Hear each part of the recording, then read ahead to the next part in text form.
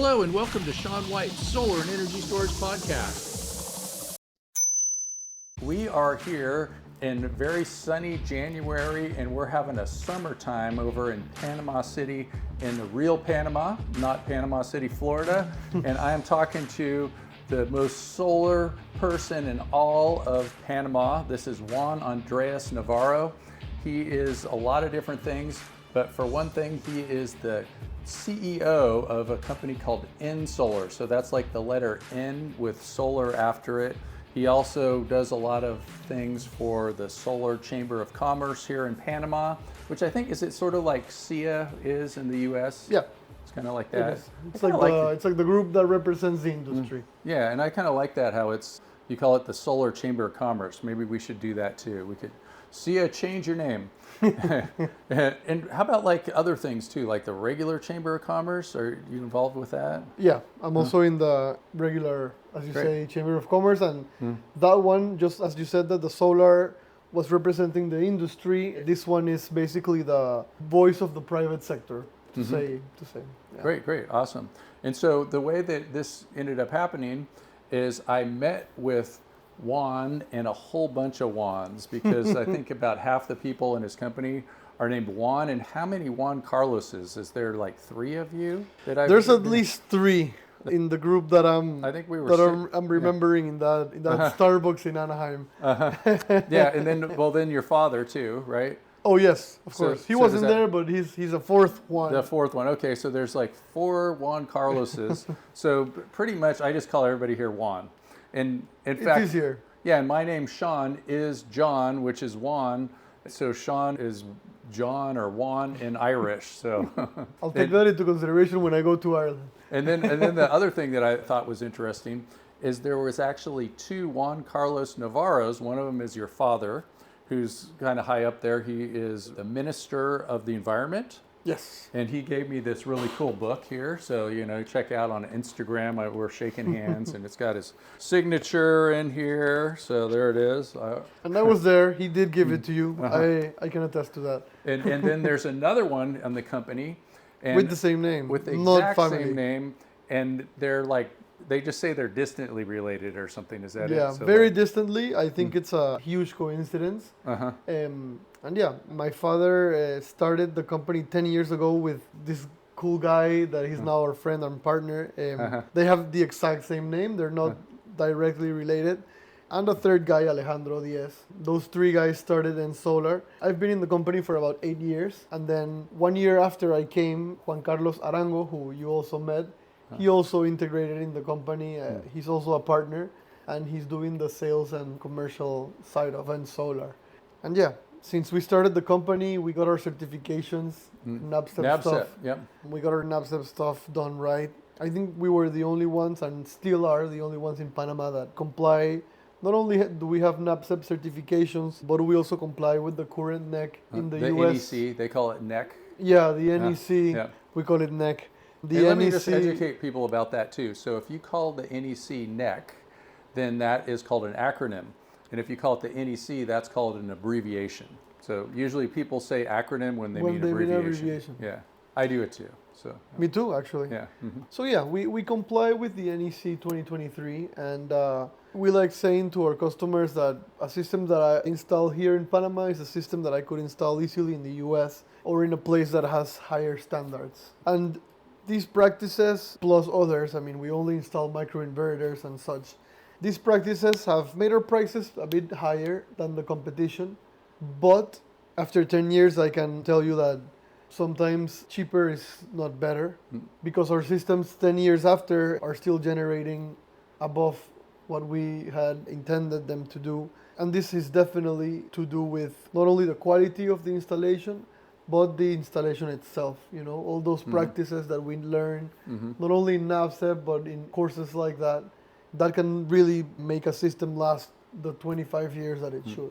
Yeah, and I could tell that you're a high quality company. For one thing, you hired me to come out here to do NABCEP training, get people qualified to take different NABCEP exams. And so that, just means you're doing a little bit extra. And also things like following the NEC very carefully and the 2023 NEC and rapid shutdown and all that stuff. So a lot of your competitors aren't doing that kind of thing. They're not going for rapid shutdown. They're just going for what they can get away with. And they perhaps won't be around as much as you guys are around, backing up things with warranties and all that kind of stuff. One thing I remember too, when I first met you over in Anaheim that was at the RE Plus conference, you called for a meeting, and then all of a sudden all the Juans showed up. and I remember I met you in Starbucks in the Hilton, and we're in a Hilton right now, so it's like kind of a. They should be paying some I know money to your podcast, maybe. I know, at least you get another upgrade. For a product mentioning. Or we're going to do Marriott, buddy. So anyway, so we met there, and we decided to, you guys asked me to come here, and we went through some different rounds of emails and things like that. And you're really interested in getting NABCEP certified, and you guys are a B Corp. So that's like a benefit corporation. Yeah. And it's like a voluntary certification for a corporation. It's not something that's a government thing. Like, I guess that's why you could do it down here in a different country. It's not like a state thing. It's not like something that you put on your IRS forms back in the US. That means that you're helping the people. Some people talk about like the different P's, the planet, the people, and then the profits. So. Yeah, after we did the NABCEP stuff, the B Corp certification for us, it was very natural and organic. Our company was a B Corp before it was certified as a B Corp. Great. The practices that we have, not only the product that we sell and the services that we provide, that naturally it helps the planet and it helps fight climate change, but also the way that we treat our fellow workers.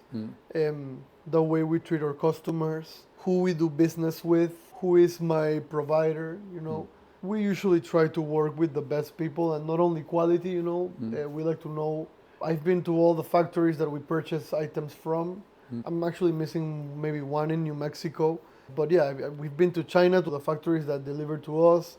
And just going into the whole B Corp movement and getting all our information in order to send to the B Corp lab in the US. For us, it was a great experience. It helped remind us of the good things that we do, maybe some things that we can do better. We got organized for this certification, of course, and now we're just spreading the word about B Corps.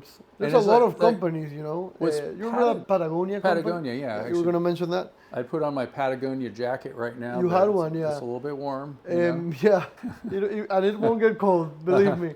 But yeah, that brand, Patagonia, is one of the first B Corps. And the ex-owners, I think, is one of the ones that invented the B Corp movement. Great. And so another thing, too, that I remember that you mentioned when I first met you is that at one point in time, you installed the world's largest microinverter system.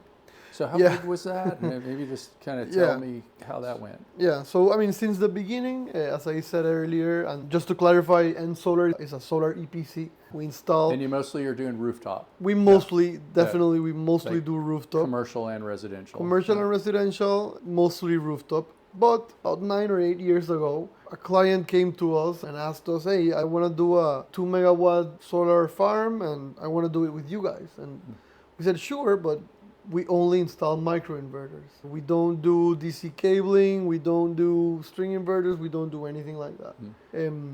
So we put in about 8,000 panels of, I think it was 200 watts. I think the total capacity was like 2.4 megas. Each one with one Enphase microinverter at the time. 2.4 megawatts. 2.4 megawatts. That's a lot of microinverters. How many was that? 8,000. 8,000 exactly. microinverters. Yeah. And I'm sure none of them broke, right? No, none of them. Out of 8,000, some of them, that was a joke. Some of them had some communication issues. But yeah, even the CEO of Enphase came over to Panama to inaugurate do the inauguration stuff. And it was a great moment. Ever since, we have done some systems that are like 1 megawatt on a rooftop, which is almost, for me, is as impressive because a rooftop that size, is incredible. It's like acres of rooftops. Exactly. And I think I haven't mentioned this, but Last year we did a project that was very interesting that we got to mix. It was in a factory, in a bread factory here in Panama. And we put some solar and we also put a sun-grow battery. I think it was maybe 2.2 megawatts inside of a container. And then we also did some Schneider UPS systems, like 1.2 megas of that. Uh-huh. It's because So the UPS, and you say 1.2, that's megawatts? Yes. And how about megawatt hours? Is it like similar? I think it's similar, but I would have to confirm. Mm-hmm. And I do know that this factory was having issues with the quality of the energy it was receiving, and some of the machinery would respond by resetting for 30 minutes. Mm. So what we did is we basically, the first responder is the UPS system, the 1.2 megas. That'll probably give like 10 to 12 minutes of power. But before that power is drained, the battery would come in for about 2 hours, and then the backup of the backup would be some diesel generators. That project for me was very, very interesting. And I think we will be looking forward to do many projects like that here in Panama.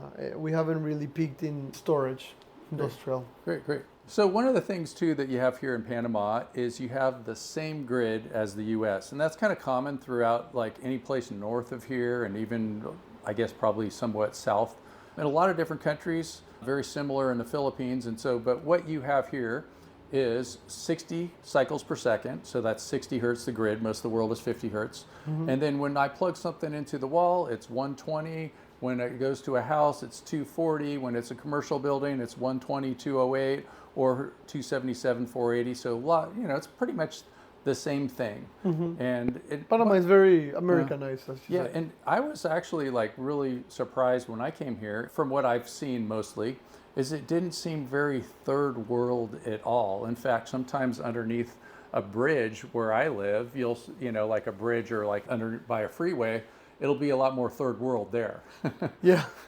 So the people living in tents and stuff like that. There are places everywhere, I think. Yeah, and I did see a little bit when we went out of town and stuff like that.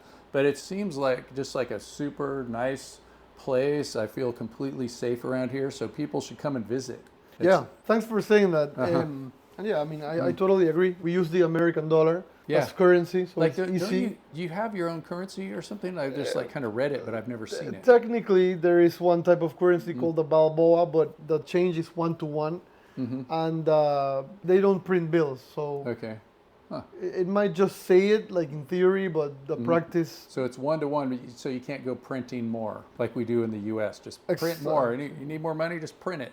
So I've heard. So that's like we can sort of tax you by printing money, so a little bit of a benefit there. Yeah, so it seems like being in the U.S. in a lot of ways, it's just like most everybody I've talked to speaks English very well. I could walk into any place and just start talking English in any store and, no problem at all. So yeah, and I also think that the way of doing business, and I know that in your visit to Panama, you have attended other business that is not only solar, and you can tell it's very straightforward business. It's very similar to the U.S. And yeah, I mean, here in Panama, we have a democratic government. A lot of things we do similar than in the U.S. And Panama, just geographically, the position we're at, we have the Canal, we have both oceans.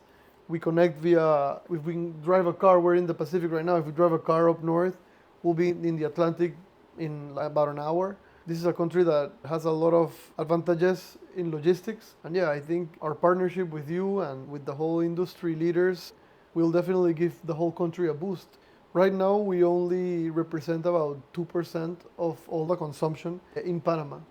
So electricity consumption, PV, and we've been talking quite a bit about that. So it goes back to some like ancient law from way back from 1997. And did you say that people did in those days? Yeah, it's like, I think I was what riding type of a horse. car did you say? Yeah, horse and buggy times. I mean, as far as like, the growth of technology and everything like that, and it's like, for 1997, 2% was like, sounds great. It was like 1,000 times more than what people had there. It was Plus like the PV prices at the time were astronomous. It couldn't be done. Yeah, it was like probably in 1997. There's as much solar in the whole country as there is like on your house or something like that. Exactly. Or at least the house of like the people in your company, those houses. So the industry has grown a lot. And then the other thing too is I think that 2% is even misleading, because when you say that, I was looking more into the law with you, and it's like you're comparing peak inverter capacity if everything was clipping. And so what clipping means is like, usually what you do is you have a design and you go like, okay, I'm going to do 1.4 to 1. And I'm going to have 40% more PV than inverter. And then on the sunniest day of the year, it's going to make as much as the inverter can put out. And so that's called clipping, when you could have put out more. But typically, you're not clipping. I mean, it's rare to clip, and that 1.4 to 1 or 1.3 to 1, 1.2 to 1, usually it's somewhere in that range. And the reason that they even have a ratio like that confuses people a lot of times, is because of the way that they rate PV. So you could see that it's nice and sunny here, suckers, because we're in Panama, and you're experiencing 0-degree temperatures in the States right now. And so that heat, and you get that heat, and it lowers the voltage and it reduces your performance a little bit. And so standard test conditions of PV is the way they rate the PV, which is overly optimistic, because usually you don't have 1,000 watts per square meter, and the cell temperature of the PV module would have to be, or I should say the solar cells, would be 25 degrees Celsius, which is 77 Fahrenheit. And I can tell right now that I'm probably getting hit with something like 500 watts per square meter, and it's a whole lot hotter than 25 degrees Celsius. Especially it would be on a solar cell or something like that. So anyway, so you get these ratios, and then things will clip. And so it just means it, like, they call it clipping power. That's just the term that they use. And so you're relating, like, if every inverter in the whole country was clipping power to the most energy that the grid ever used for, like in any period of time, which might not even be when the sun's out. I think it's punishing the solar users. So if you were doing it a different way, it might be 1% if you like calculated that percent a little bit differently. Yeah. And if you think about it, just like 1 or 2%, that's, maybe a lot of places, that's how much they're increasing the solar capacity every year, every 6 months, something like that. So it's like a very limiting factor. And it sounded good back when you were like 0.0002%, or even less than that when they started it way back in 1997. But I think that you could use a change. And so what's going to happen if, is it going to like put all the solar workers out of business if they don't change it? But kind of what happened in all the other places that I've been to, which is the United States and a lot of other places, they increase that percentage. It's just kind of like a natural thing that seems to happen. It's like you got to take one step before you take 100. Yeah, totally. And just thinking about not even the science behind it, just the politics behind it, because it's always a factor. It would almost be political suicide to approve or to say yes to a law that puts solar out of work, Yeah. And solar, the whole industry, not only the installers. There's, in Panama, we have a bunch of distributors. We have people that do maintenance. It's an industry that is growing. In the solar chamber, we have more than 100 companies now as members. And I believe that this law will definitely be changed. I'm looking at something like, if I had to guess what would be the right thing to do, probably do a 10% limit, maybe revise it every year. I've heard of cases like California 40%, Hawaii also, I think about 40%. And we have a lot of fights at the same time, as I have told you. Not only are we trying to push that 2% limit, which is absurd, I'm trying to get rid of it, not only push it back. Because it just doesn't make any sense. Or maybe we can make it 2% of the world's capacity could be in Panama. That sounds great to me. And so it'll still be 2%. It'll just be 2% of the world. Of what? Exactly. And our question right now is 2% of what? And why does it exist? And as I was saying to you, we are having some issues with some lobbyists from some distributors and utility companies that are trying to change our net metering law. And they are trying to argue in favor of what they say is a subsidy by the solar users to the non-solar users. So we've had to explain about 100 times a week that the advantages of distributed generation and solar companies like us and solar users, whenever we have excedent and we take that power out of our property, the utility company probably sells that energy to my next door neighbor who is using the energy. Yep, without having to transmit it over long distances. Without, exactly, no system losses, no usage of transformers and other Not having to build new power plants that you turn on for an hour a year. Exactly. Peaker plants. So I'm sure that the benefits outweigh the costs completely, but there are still some people trying to lobby in favor of having some sort of solar tax. That's what we call it.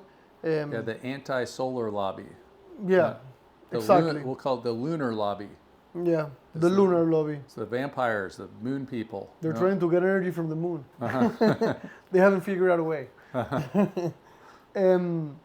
Yeah, I mean, going against solar is ridiculous, and you can try, but the prices are going to keep dropping. You're going to be able to buy solar from anywhere in the world. You can buy it from the US, you can buy it from China, you can buy it from India. There's a bunch of places that are specializing, Yeah, one way I look at it too is it's just like economics. And it's going to prevail. It just how much trouble is or somebody going to give the solar industry on its way up, the anti-solar people. So solar energy is the least expensive energy. It's renewable. You don't need to depend on other countries. And so right now, you don't produce fossil fuels in Panama, right? Yep, we currently don't because we don't have any right now. Yep. And so what are you going to do? It's nice to be self-sufficient. Another thing too that I was thinking about too is like, what if you had 200%? So we increased 2% times 100. What would you do with that extra energy? There's lots of different things that we could do with it. And here we have this thing that has all these locks called the Panama Canal. And they have droughts that I've read about. And that means that they can't let as many ships through. And if they can't let the ships through, then that means they have to take the long route, which is how some of my ancestors got from Europe to the US. But the long route means going, below the tip of South America or some other way instead of going through the canal, which is really bad for the environment because they're like shooting up all that smoke into the air and, making everybody cough and all that kind of stuff. Yeah. So you can take that solar energy, that extra solar energy, and pump it up to the reservoir, or you could call it, I guess it's a lake reservoir, same thing, for that purpose, and then you can let more ships through.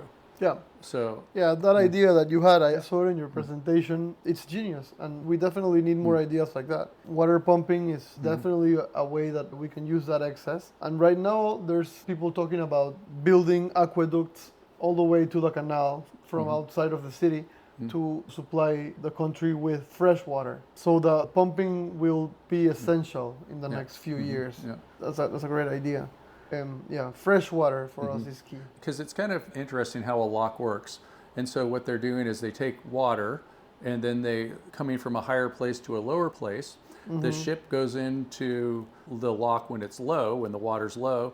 Then it floods it, it raises the ship, and it can raise like these huge ships. So it's pretty amazing how that technology works. And I know it's not just for the Panama Canal. They have them in different places throughout all the world, but this is pretty much the most famous one, or I guess in some ways. At least in the US or in this continent is well, the most I guess famous. The other one is the Suez Canal. Yeah, and that has a lot of traffic as well. Yep, and I guess too, like if the Suez Canal broke, that would be good for Panama, right? Yeah, but I think we've learned that it's bad for everyone. Yeah. You remember when that ship got stuck? It was like a domino effect. Did you get more business here? No, because it's like a chain or like a domino effect. The whole worldwide logistic chain was affected. Yeah. Because some ships that are supposed to come here had to go there first or something like that. Oh yeah, just sort of like when there's a storm in the U.S., and it's affecting the East Coast, and then the flights are late that are like going to some unconnected city because one plane goes here, goes there, and all that kind of stuff. I did also read something, I was actually reading the book that your father gave me. They build ships, like a lot of these container ships, just to fit through these canals. Yeah. Like they have the maximum size. Like they post-Panamax. Yeah. And there's Panamax, and what's the bigger one now? Because I think it's called post-Panamax. Okay. But I'll double check. Yeah. Yeah, and Panama, I think a few years ago, like 5 or maybe 10 years ago, the government made a big investment and it built a set of new locks. And these new locks were able to get ships of bigger sizes because Panamax was the max back in the day. In the original locks, you can only fit those type of ships. So I have another question too. So like when you let the water down from one level to another to fill up the lock, did they ever try to, take that energy of the water flowing from one lock to another and generate electricity with that? Maybe it's not long enough of a distance to make a difference, but I just thought that would be kind of interesting. Yeah, that sounds very interesting. And the Canal Authority here in Panama, they had a floating solar farm, and they are definitely in the renewable energy vibe and world. So I think it would be a possibility to do the study. Yeah, they're going renewables all the way for sure. Yeah, and another thing too, I was just thinking, is just instead of filling up the lock from gravity, from uphill, if you have extra solar energy, because we've gone from 2% to 200% in this ideal world, you just pump the water to fill up the lock, you know? So let's do it. I'll get you an appointment with the Canal. And so this is, of course, related to pumped hydroelectric storage, which the last time I checked, there was more pumped hydro storage than anything in the world, so way more than lithium-ion batteries. However, that's changing very fast because we're getting a lot more storage in the world, because we're getting a lot more solar in the world. Another thing, too, that I would just like to mention that I oftentimes talk about is what does happen when you have more solar energy than the grid can use. And so one of the things that can happen with that is they curtail power. So they essentially just turn off the power. And so I know that at some point I've read articles where like California is curtailing $1 billion a year worth of electricity. And that's just like an order of magnitude. I'm not being exact or anything like that. And the other thing besides curtailing power is energy storage. And then another thing that you can do is, one of the things that has been a concern since they invented the duck curve, many of you have heard of the duck curve in California, where they say that you need to have a certain amount of on the grid that's made by, they're saying, fossil fuels, or at least it's like big rotating machinery for this inertia. So if something happens and it's all inverter based, and you have like the old style inverters from, back 20 years ago, they're just grid following inverters. So they see the grid and they respond to it. And so it doesn't have the inertia, or they call it spinning reserves and things like that, as you would have with a standalone inverter, or that you have with this rotating machinery when you have like a coal plant, a nuclear power plant, a natural gas plant. You have these big, huge, heavy things that are spinning. And so we can duplicate that with what they call synthetic inertia, with what's called a grid forming inverter. And one of the things that we don't really have right now is even policy to get the benefits from a grid forming inverter. So we technically have the technology, we just don't really have the policy to have 100% renewable grid. I mean, just think about it with just somebody that lives off grid. They have 100% renewable grid. They have a battery, then they have what's called a standalone inverter. So a standalone inverter is kind of the analogy to a grid forming inverter. In fact, you could just really say it's a grid forming inverter. However, we use the term grid forming to mean something that's connected to the grid that acts like something that's big and that's spinning. One of the things that's kind of interesting to me too is when you have all these things on just like a regular grid, a non-inverter grid, you get one thing spinning and then you turn on another coal plant, another coal plant, and they sync with each other, which is kind of cool. And that's one of the things that these synthetic inertia grid forming inverters can do, is they sync with each other just that way. In fact, there's some things that you can do better than with these other types of archaic synthetic inertia, of these big spinning things. And we can change the power factor, and we can improve upon the spinning things, because now we have the computer chip, we have technology. So it's all a matter of just like, how do we coordinate these things? Are we going to have grid forming inverters on our houses? They're 5 kilowatt inverters, things like that. And yeah, it's like we do have the technology to do stuff like that, but we do need the policy, and we need to talk the utilities into it. So you look at a utility and it's like they're a natural monopoly. Utility is making billions of dollars, and they've been doing it for a long time. And if they keep everything just going the way it is, it's good for the executives' job security, because they're making a profit and they're the natural monopoly and all that kind of stuff. So it's kind of hard to pivot to the renewable energy. future. And so we just kind of have to help these people a little bit and educate them, because probably when you're talking to the people that are working at those companies, they're all, mostly good people too. Yeah, definitely. They probably also want solar panels so that they can pay $0 in electricity bill. Yep. And then they probably also get lobbied by people that are selling those fossil fuel molecules. Yeah. I also think that, like you say, most of them are good people. Yeah, they just have a job, a good paying job, and that's it. Most of those people don't even advocate for the utility. It's just a job. Yeah. Like you said, I mean, people are looking for more independence. The only way or the cheapest way to get energy independence, which nowadays is even more important to some than actual safety. I mean, having internet is more safe nowadays than having an actual line, like a phone line, Yeah. I don't even have a phone line in my house. Yeah. So I think me neither. Yeah, right. I don't even have a TV. Yeah. You should probably get a TV. I mean, just like I got the internet. I mean, your computer is your TV now. I got Netflix. Yeah. They can also be a part of your marketing campaign. So yeah, I think that people are going to be looking for more independence and a way to be self-dependent or just doing self-consumption, and obviously solar panels, and with good policy and trips like this that you're doing here to Panama, we visited some government offices as well, and we're definitely going to push forward for better policy, better condition, better terms, better incentives. And I think we have proved that in economies that are welcoming to renewable energy, those economies tend to grow faster, because the fact is that they are more efficient. Instead of spending millions of dollars on gas or electricity bills, they are spending it in more assets for their own products and more business, Yeah, it's sort of like you look at an economy too. Is it like, do you want to keep that economy that's yours growing, or do you want to send it all to some place where they make the tallest buildings in the world?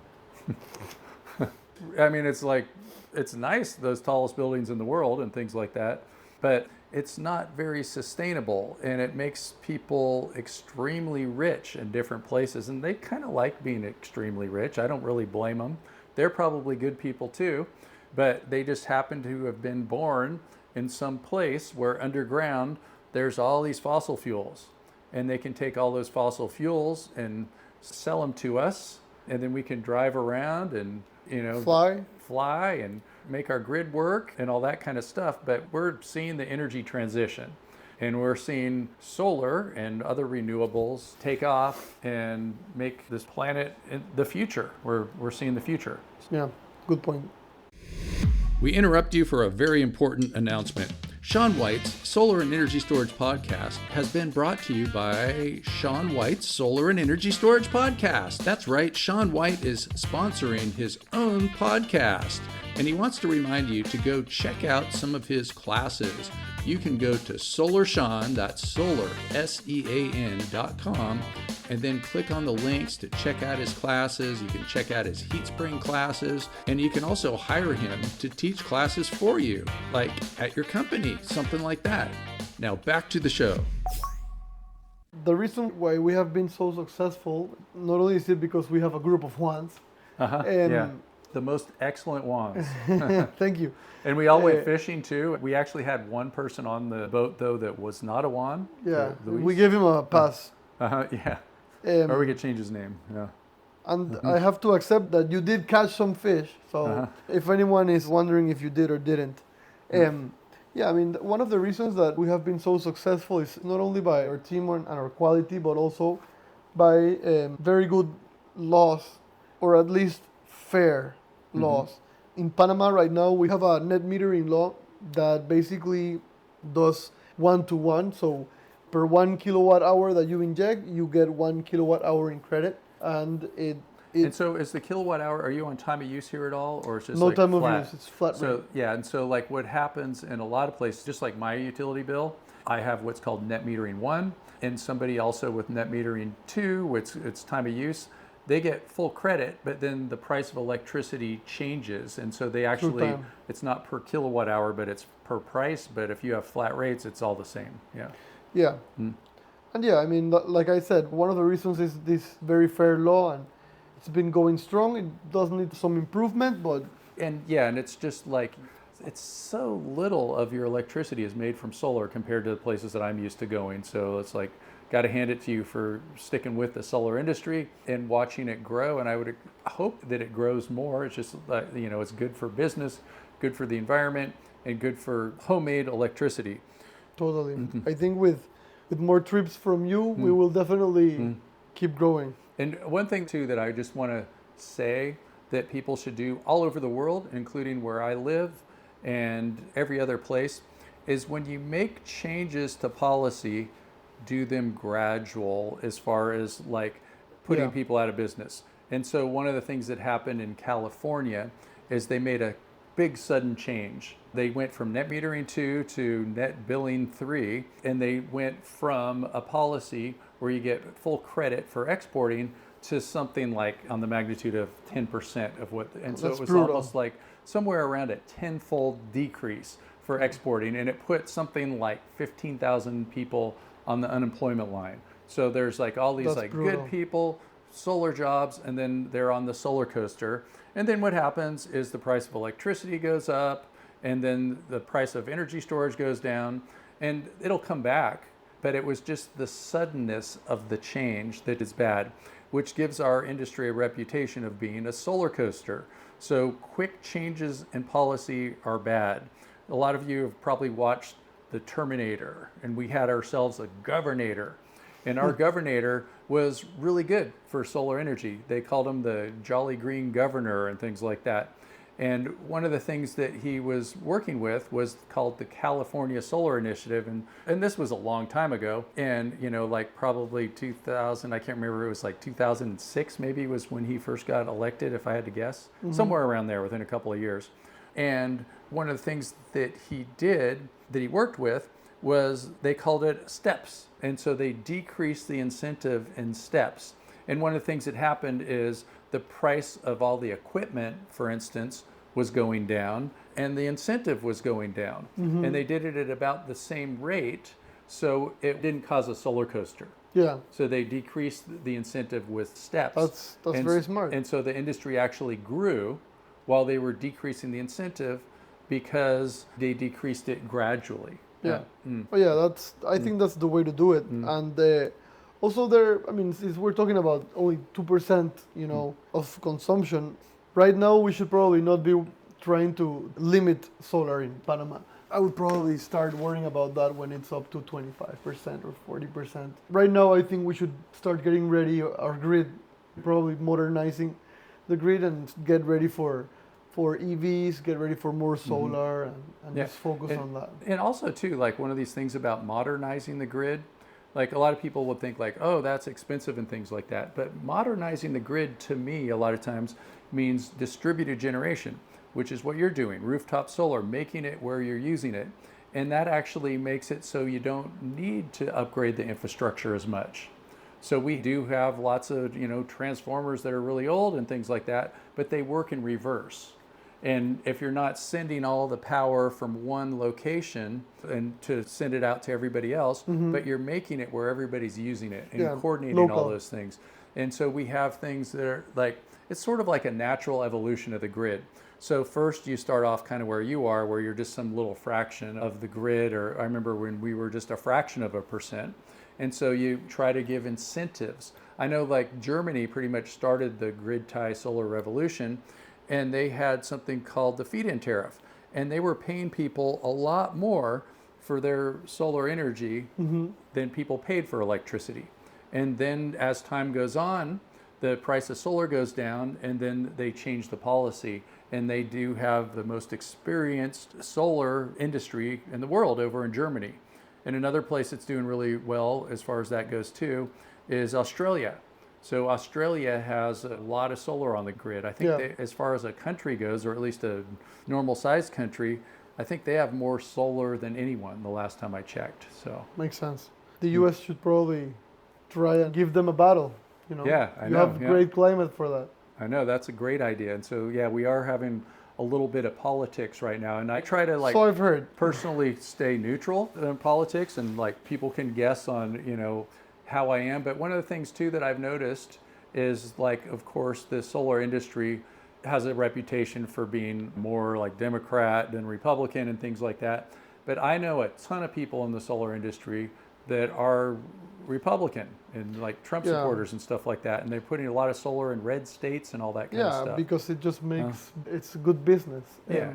I think we can keep leaving politics out, and solar, distributed generation, and storage will continue to grow with or without support, with or without politics. It just makes sense. It's good business.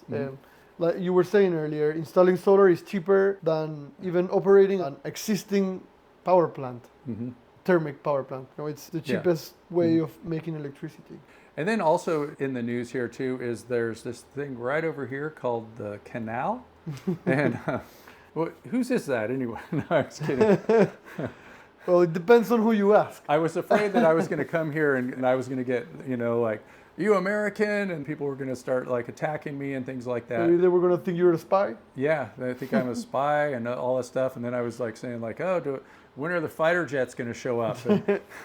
But it seems like everybody here is like very friendly to me, and I hope that it doesn't turn into be, some kind of whatever it would be. I don't know. I don't even want to say, but let's just hope it continues to be a political game. Yeah, just a political game. Yeah, just like playing some Monopoly and things like that. Looking forward, we always wish for both countries to have a great relationship and continue growing forward, without looking back at who said what, maybe it's a negotiating tactic, I don't know. Yeah, but negotiating tactic. Panama is a natural ally to the U.S. and will continue to be. You guys are our northern neighbors, our big brother. And I know one time earlier in the conversation you were talking about the north side is the Atlantic side. And so a lot of us think that like North America, South America doesn't go east to west, but actually the canal does go more north to south. So Panama is kind of sideways. So if you go out there and look at a map, it goes kind of sideways. And another thing too I was going to talk about is, do you have any interconnections with your country that goes towards the South American side, which is Colombia? And this used to be Colombia, I guess. And I don't think there's going to be any grid connections there because there's kind of a jungle that's supposed to be dangerous. You wouldn't take me there, unfortunately. I wouldn't. But yeah, we do have in our western border with Costa Rica, we have a transmission line. Transmission line to Costa Rica. Yeah. Currently, there is not one between Panama and Colombia because of what you just said. There's the Darién Gap. Darién Gap, yeah. Yes. But there is an approved project to connect Panama and Colombia. I think they're going to have to go by ocean around the jungle. Because that jungle is totally inaccessible. Okay.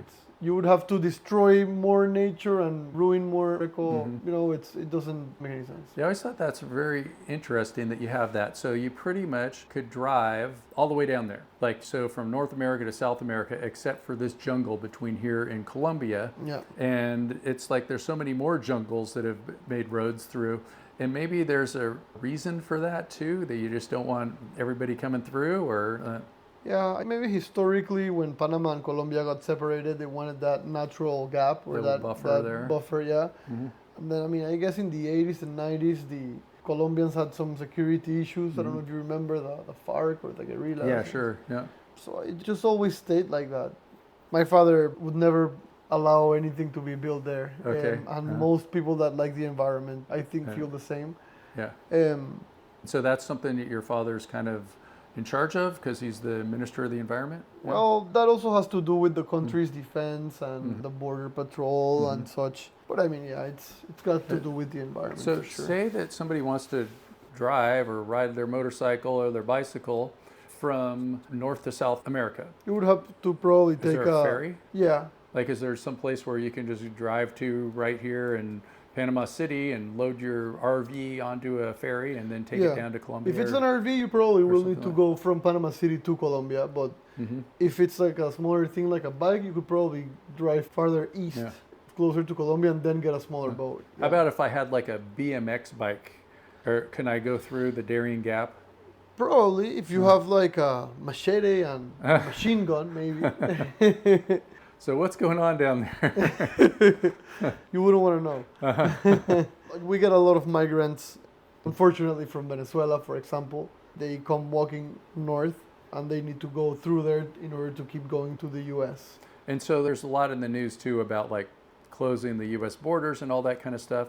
And I think somebody was saying it's decreased the traffic, people coming through here. Is that like the Darién Gap and all that? Yeah, definitely. And it's a tragedy because there are a lot of children and babies that are brought in those trips, and not everyone makes it, so. Well, maybe someday that will be just a beautiful park where we can go camping. You got to get, Maybe on your next trip. I can't thank you enough, Sean, really, for your time here in Panama. And we read all your books like 3 or 4 years before we met you. And when you replied back in that email, for us it meant a lot. And now having you here at our home, for us it's a blessing. I think our whole engineering team learned a lot. We're definitely doing better practices and learning each year. And yeah, let's hope that the next time we see each other, business has grown and everyone is well. So again, I want to thank you for the time, and this has been awesome. Yeah, I hope to see you a lot more, and I believe we're going to meet up probably in California and Shanghai and back here in Panama. So yes, it's been great. All right. We'll keep busy. Okay. So is there any other things that you want to just leave everybody with, or where to find you? We'll put some links in the show notes. Sure, yeah. Like Sean said, and thank you for watching, obviously, we're NSolar. We'll share the social... just like the NSolar. Yeah. Is it .net? Is that what it is? It is .net. And then we have like the whole Instagram and all those other social network. And yeah, I mean, if you ever want to talk to us or do business with us, you can always contact Sean or myself, and we'll be more than happy. And I'm looking forward to getting to know that training facility that we've secretly spoken about. Okay, great. So I'll see you again, Sean, and thank you again, and thank you everyone for watching. It's been an honor. Thank you so much, Juan Andrés Navarro, and thanks for listening to Sean White's Solar and Energy Storage Podcast, right here from Panama City, in the country of Panama. Beautiful place to be in the sunshine. Just one more thing too about speaking of that sunshine, and it's an educational thing. Although we are north of the equator, when you get close to the equator, people call it summer and winter based on the weather instead of which way the earth is tilted. And so although it is January and we are north of the equator, we're having a summertime.